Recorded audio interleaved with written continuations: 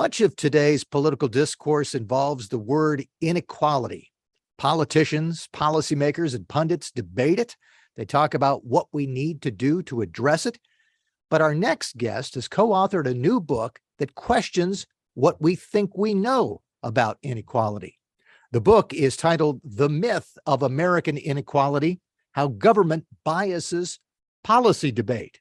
And our guest is Phil Gramm, former U.S. Senator and Representative from Texas, author of the Reagan Budget back in the day, an economist, and now affiliated with the American Enterprise Institute.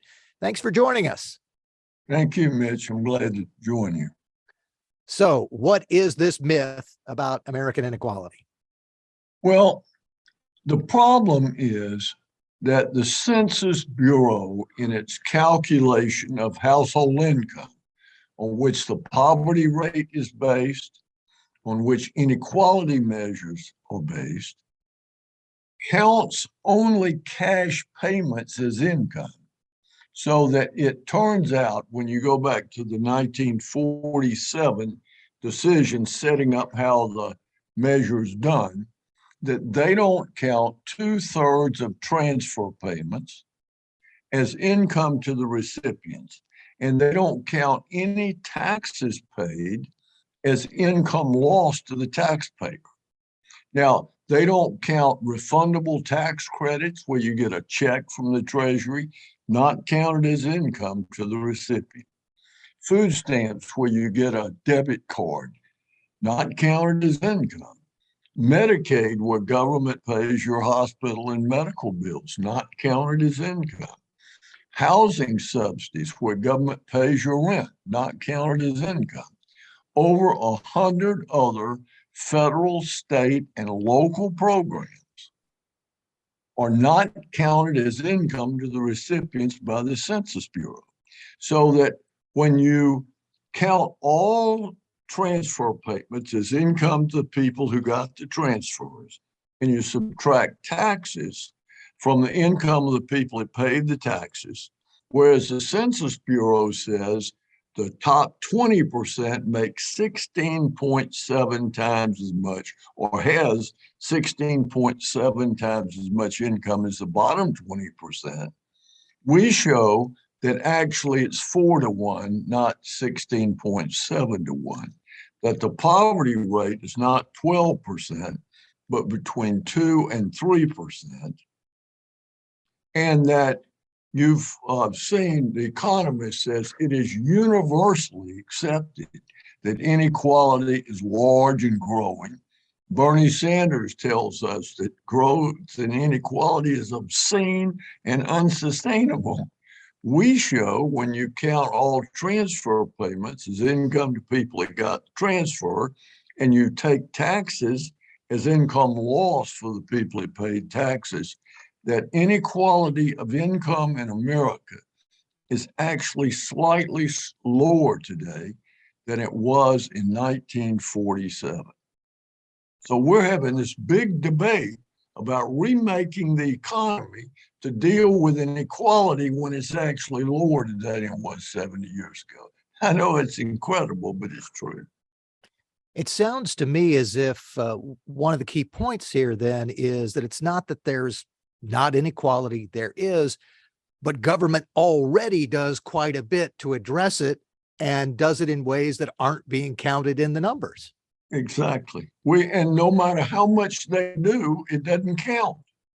So you remember last year when President Biden and the Democrat leadership said that if we raise the child tax credit, we're going to cut child poverty in half? Well, I wrote an article in the Wall Street Journal saying, no, you're not. And in fact, when the official number came out, guess what? It didn't really change. Why? Because they don't count it. Now, they were so embarrassed, and I'm sure when the president called the Secretary of Commerce, they decided to do something. They issued a special number that did count it. But the point is, the official poverty number that we're using, no matter how much you give tax credits, no matter how much you provide in food stamps, is not counted. So we just want to get the facts straight. Let's have a debate based on the facts, not based on numbers that don't have any real connection uh, to the facts. The census income number leaves out 40% of the gross domestic product of the country. That's pretty astounding. Sounds to me as if one of the things that goes along with what you've found and discussed in this book is that whenever government decides to do anything more about inequality, the way the system's set up, it's bound to fail because it's not going to get counted. No, that's right. As long as they do what they're doing now. Now, if they started giving people cash, it would count. But refundable tax credits, since they don't take into account income taxes. And let me just give you a number. The Census Bureau puts out every year what the income of American households is by quintiles. The Bureau of Labor Statistics puts out consumption by quintiles. Guess what? Last year, the bottom 20% of income earners consumed twice as much as their income. The second 20% consumed 11% more than their income, and the top quintile consumed only half of its income, even though there's no record that people saved that amount of money. How did that happen? Well, they didn't count 2/3 of the transfer payments as income, which affected their consumption, which the Bureau of Labor Statistics measured, and they didn't take taxes into account. And so the top quintile never had the money to begin with. It was deducted from their paychecks, and so they never saw the money. You correct those things, and the point is the debate when the inequality between the top and bottom 20% is 16.7 to 1, and the debate when it's 4 to 1, you can still have the debate, but it's a quite different debate.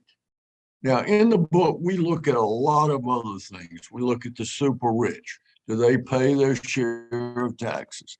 What are taxes like in America compared to everywhere else? We have the most progressive tax system in the world. The top 10% of earners in America pay a larger share of income taxes than the top 10% anywhere in the world. We look at mobility. Are people able to rise? The answer is yes. Sounds to me as if one of the things that this book aims to do is just say, look, if you're going to have this inequality debate, fine, but let's make sure that we're talking about the facts and not numbers that are skewed by the strange way the government decided to count these things. Exactly.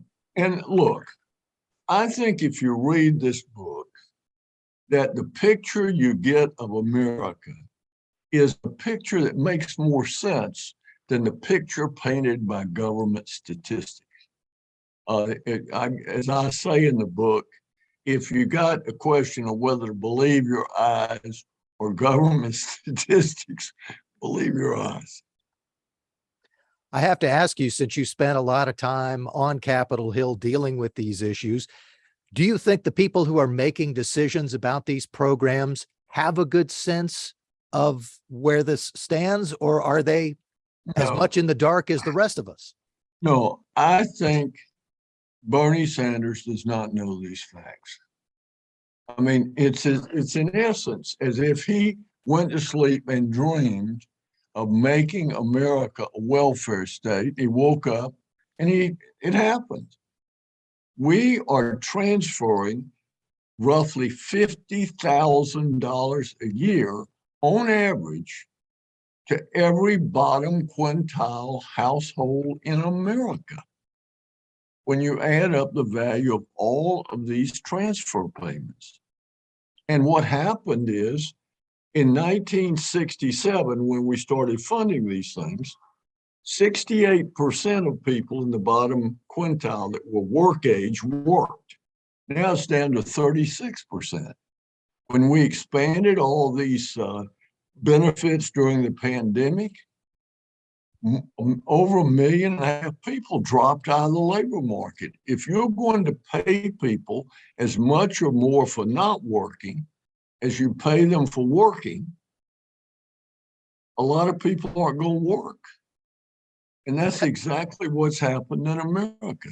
And that has to have some serious implications for things like Social Security, Medicare, and all these other programs that are dependent on people working when they're working age.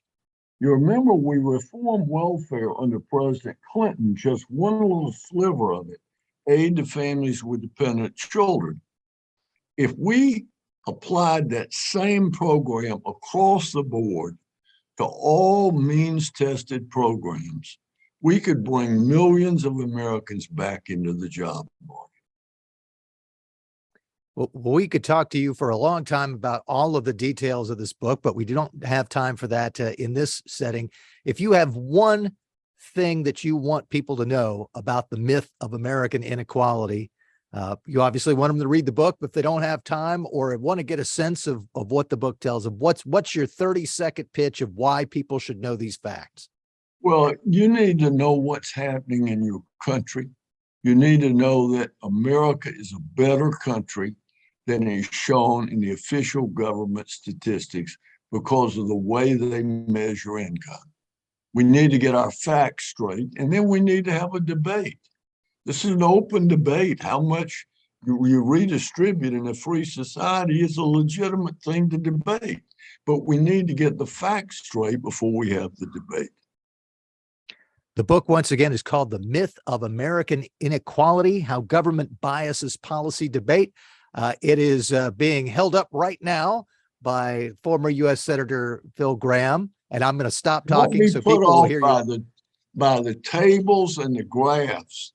It's easy to read. All you got to do is add and subtract. Very good. Once again, The Myth of American Inequality, its author, the former Senator Phil Gramm. Thanks so much for taking the time to chat with us. Thank you so much. Good luck.